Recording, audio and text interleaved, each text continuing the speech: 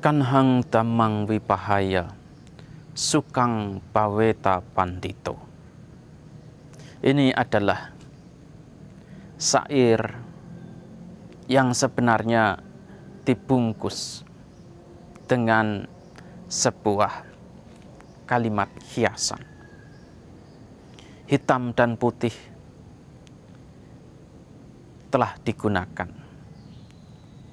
Kanhang, kanha, dan suka telah dipergunakan oleh Sang Buddha untuk menggambarkan kondisi yang baik dan tidak baik, kondisi yang menyenangkan dan tidak menyenangkan, kondisi yang positif dan kondisi yang negatif. Apakah yang dimaksud dengan kondisi yang hitam?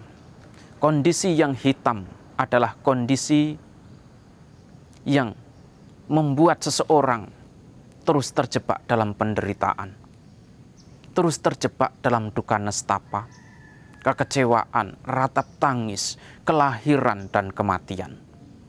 Ini adalah semua aspek yang disebut sebagai hitam, digambarkan sebagai warna hitam.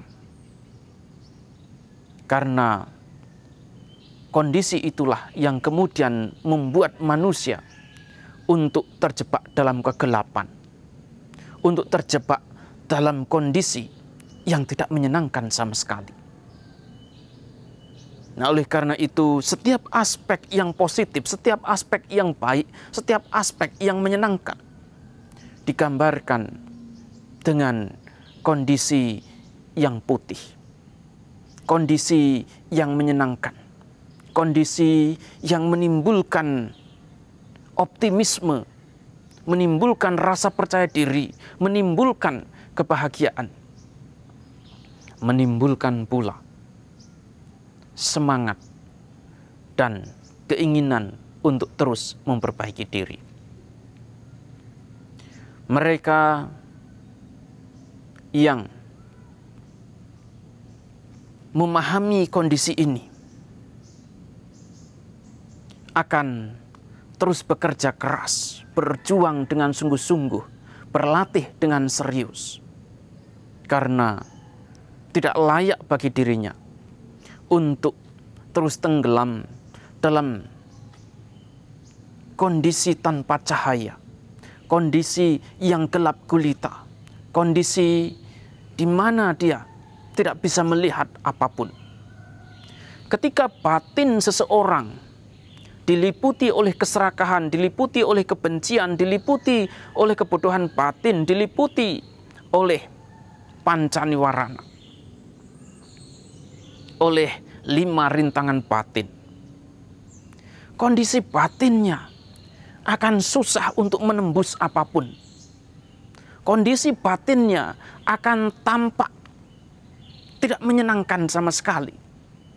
Apapun yang dilihatnya selalu dilihat dengan kebencian, selalu dilihat dengan keserakahan. Oleh karena itu, dia tidak bisa melihat secara objektif. Dia tidak bisa melihat dengan baik. Dia tidak bisa melihat dari sisi baiknya. Selalu negatif dan negatif. Terus itulah yang dia lihat. Sehingga menimbulkan kritikan, menimbulkan ketidaksukaan, menimbulkan kebencian dalam dirinya. Tetapi bagi orang-orang yang bijak, semua kondisi ini akan dihapus, semua kondisi ini akan ditinggalkan, semua kondisi ini akan dilepaskan. Dia kemudian menumbuhkan aspek-aspek yang positif, aspek-aspek yang baik, aspek-aspek yang membuat dirinya bisa memiliki semangat, bisa memiliki motivasi, dan mengapresiasi apa yang ada di dunia ini. Dia bisa mengapresiasi dirinya sendiri. Dia juga bisa mengapresiasi orang lain. Dia bisa mengapresiasi seluruh aspek kebajikan yang ada dalam dirinya. Dan kemudian tidak kalah pentingnya mengapresiasi apa yang dimiliki oleh orang lain. Ketika hal ini terjadi, kebahagiaanlah yang kemudian akan dirasakan. Kebebasan batinlah yang kemudian akan dinikmati. Tapi selama seseorang masih senang untuk menenggelamkan dirinya dalam kritik, dalam kebiasaan-kebiasaan untuk melihat segala sesuatunya dengan kebencian, dengan pesimisme, dia akan terus terjebak dalam roda kematian. Dia akan terus terjebak dalam roda samsara. Dia akan terus terjebak dalam kelahiran dan kematian yang tiada akhirnya. Oleh karena itu, siapapun yang memiliki keberanian untuk meninggalkan yang hitam, mengembangkan yang putih, dialah yang layak untuk menikmati kedamaian, kebebasan diri dari penderitaan seutuhnya.